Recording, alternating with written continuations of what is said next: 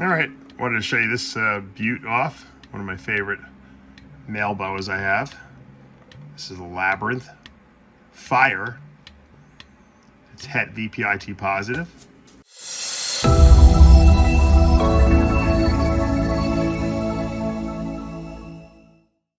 What's up, snake fans? Dave Palumbo here for Muscle Serpents Daily.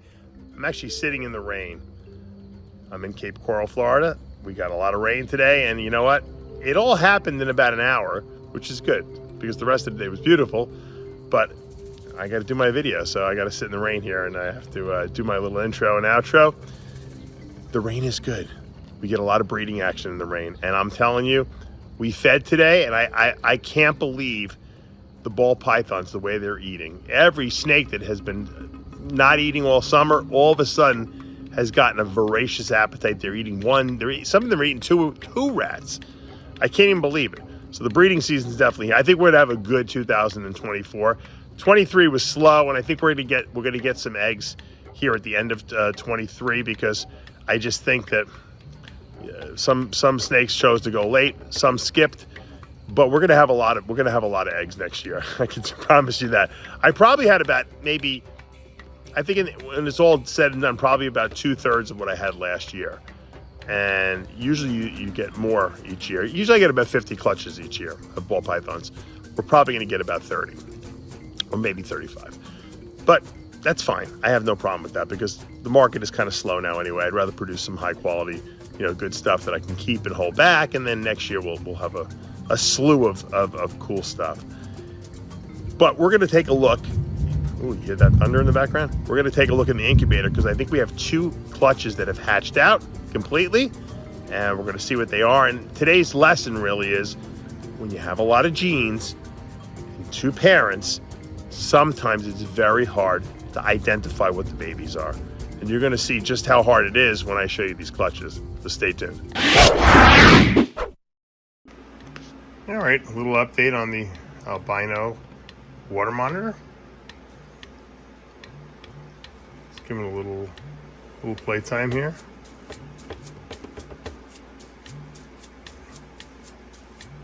Looking really pretty. He ate a bunch of quail today, so we're not going to bother him too much. Take him out, let him digest. Sometimes if you agitate these guys, they'll throw it up. The great thing about them is if they regurgitate their food, they'll eat it again. They don't leave any waste, these guys, but you don't want to panic. We don't want to stress them out at all. So just giving you guys a little update. All right, we just had a little clutch hatch out. Only 2 eggs. This was probably right before the weekend, and they just shed, so I can show you them in all their glory. Nothing crazy. This was an albino pied male that we bred to a pastel Mandarin spider, pinstripe fire, double head albino pied. So that's a lot. That's a lot of genes mixed in there. It might be hard to decipher. We only have 2 babies, so really not that crazy. But I mean, this one is this is a het pied, obviously. This is actually het albino pied because we didn't hit either the pied or the albino on this one. And this is obviously pastel, and probably more than likely fire. So I would call this fire pastel double het albino pied. Pretty snake. The question is there Mandarin in here? And that's a little harder to be able to tell because fire and pastel really lighten things up and really lighten Mandarin up too. So unfortunately, I'll probably have to hold her back because I'm not really sure if there's Mandarin in here or not. Now, she is a very clean looking. Now I'm not necessarily sure that that both fire and pastel are in here. It could be Mandarin, but we'll probably have to hold her back. She is double head albino pied, so it wouldn't be the worst thing in the world. This one came out really nice. Unfortunately, I don't believe we hit the Mandarin on this. I think this is a pastel fire pied that's het albino. That's just, I don't necessarily think it's Mandarin. Now, what clues do we have? Well, it really looks fire to me. And it's definitely pastel. I think because the head has kind of got that erased look to it. So, I mean, it theoretically could be, I guess, fire Mandarin pied. But I don't know. I'm not sure. Anyone has any guesses? I'm open to hear your suggestions. I'm just a mild-mannered reporter from the Daily Planet. That's all I am. I just observe and try to make some educated guesses. When there's a lot of genes floating into a snake, it's sometimes hard. Sometimes I don't, catch all the clues. But this one seems to have more potential for Mandarin than this one does. But I don't know. We'll have to see how they progress.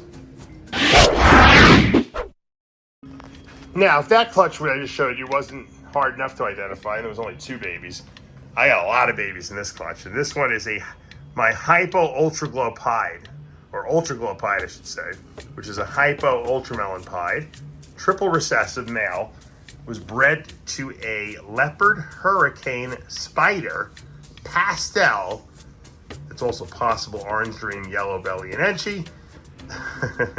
She's also 100% het pied and 50% het hypo. So as you can see, we see some hides in here. I don't know about the hypo. I don't think that she was het hypo, to be honest with you. So everything in here is going to be 100% het for hypo and 100% het for ultramel, which is nice because we have everything is confirmed has those 2 in them.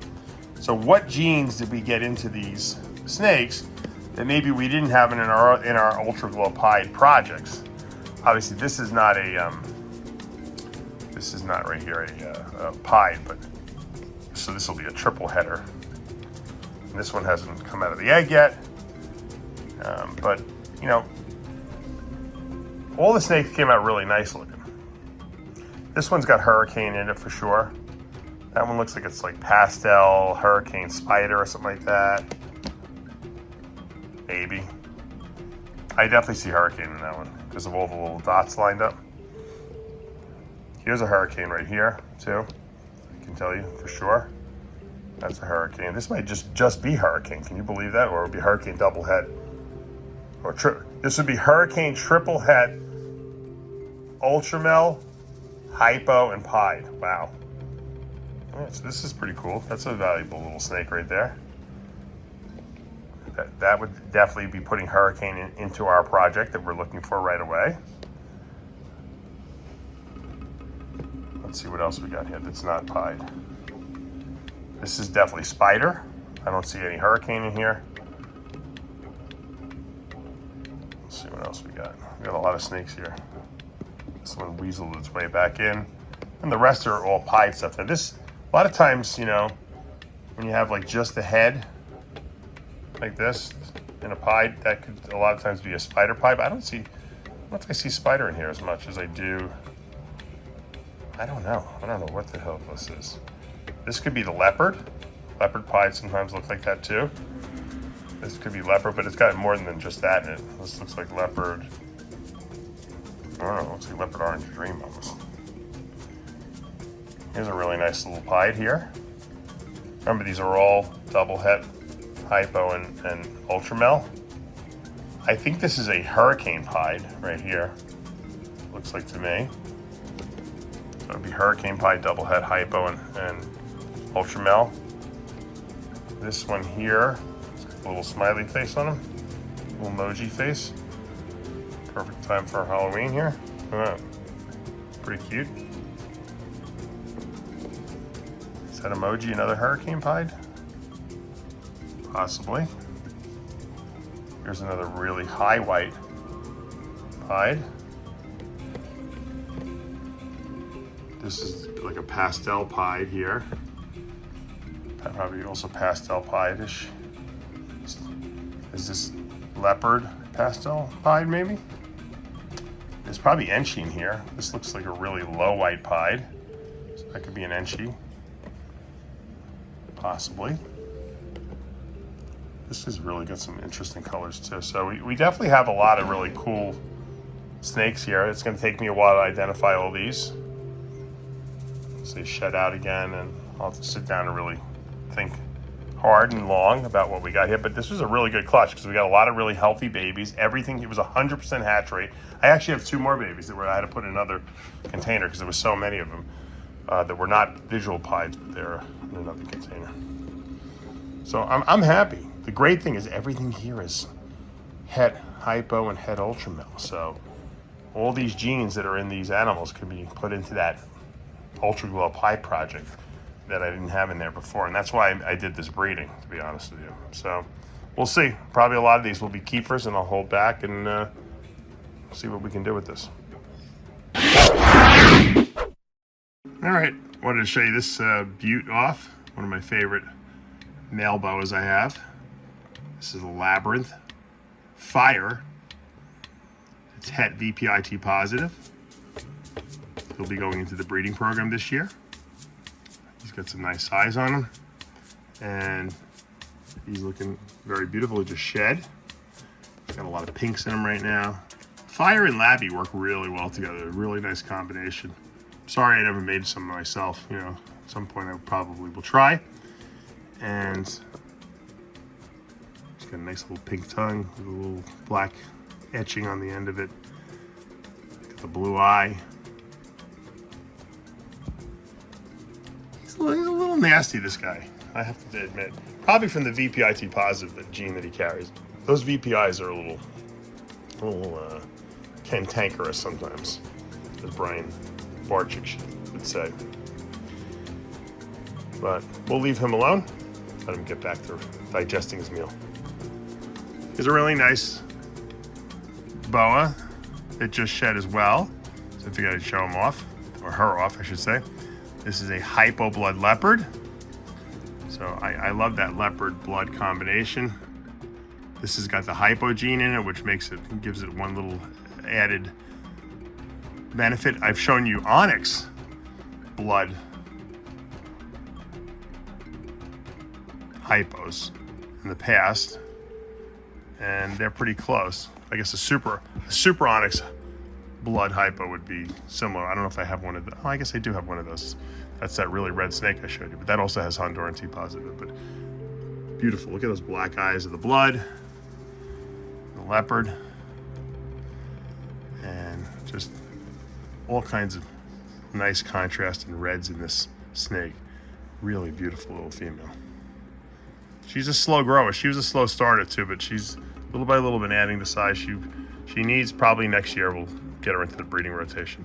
Remember, these are small snakes. These are not going to ever get huge, and I wouldn't call them super dwarf boas. They're definitely dwarf boas though. All right, everyone's shedding today. This is great. Finally. Usually when I show snakes, they're all in shed. This is a 50% Hog Island blood boa. So this boa is 50% Hog Island, which is not a morphin in and of itself. It's just a locality, but it's also blood. So it's a visual blood. I got this from someone. I can't even believe they released the snake to me. I think I got it in a trade a few years ago, if I remember correctly. And it was decent size. It wasn't huge, but you know, these snakes don't really get huge because Hog Islands are really tiny snakes and bloods are small from Panamania. I would call them super dwarfs. So this snake is a 19. So this is 4.5 years old. This snake will more than likely breed this year, I have a feeling. And she's still in a ball python tub. She's never gonna really need more than that. That's what super dwarfs are. And she's got some amazing red colors. I gotta think of what I want to breed her to though, because you can see all those like light pinks in her sides. That's the Hog Island blood. And then of course the deep reds, the rustic reds are more of the blood. So I definitely have to breed her something blood that's light. So maybe like something hypo blood or even hypo onyx blood. I don't know if that hypo onyx blood male is going to be ready, but that would be perfect. So we could create like a super hypo onyx Hog Island pastel, I guess you can call it, in blood. It would be pretty wacky. That would be a really nice combination. I just don't know if that male is going to be ready to go. We'll have to think about who we want to breed to her, but she's looking really nice, especially after that shed. Another shed. We'll end on this one today. IMG Motley, which by now should be a black snake. You'll never see a black snake because this has also got the VPIT positive gene. I've shown you VPIT positive IMGs before, and they're like a chocolatey color, and they have a lot of like light patches in them. When you add the Motley gene, they really don't have much lightness left, but they still do. It's still just a dark chocolate looking colored snake with whitish eyes. They're really demonic looking almost. And this snake is really awesome. I actually have three of these. I have two sisters. I think they might be three sisters actually. And I have one for sale in Morph Market. I'm shocked it has not got sold yet. Absolutely breathtaking. What a great combination. And when they're babies, they're gorgeous too. Really. She'll be going into the breeding project probably next year. All right, guys, that's going to do it for today here at Palumbo's Pythons and Boas. Hope you enjoyed today's video. It was a little frustrating probably for you guys to watch it. Frustrating for me because it was very hard to ID some of those babies because there's just too many genes. And I find that if I hold back a clutch and as they grow and progress, I start to be able to see cues and clues as to what genes happen to be in these snakes. So the biggest mistake you can do is selling something too quickly when you don't know what you got, because you could have gold and you don't even know it. Could be gold in them hills, as they say. But even the clutch that we got, the second clutch where we have all those babies, everything's Ultramel hypo heads. So, I mean, you can't go wrong with that. It's not even worth selling them. It's worth keeping everything. And obviously, you can't keep everything. I'm going to sell some stuff. I usually under-promise, over-deliver. So what I'll do is I'll say these genes potentially are in here if I'm not sure. And then, Ozzy taught me that. And then if the person hits those genes, they're going to love you because they're going to get a lot more for their money. So it is a great clutch because it's a triple recessive project with a lot of incomplete dominants that are thrown in there. So I'm happy with it, even though it's a little frustrating. The peacocks are cooing. They're like, it's time to go to bed. And on that note, you guys know what to do. Hit that subscribe button, turn on those notifications, hit that like button. I'll see you back tomorrow morning.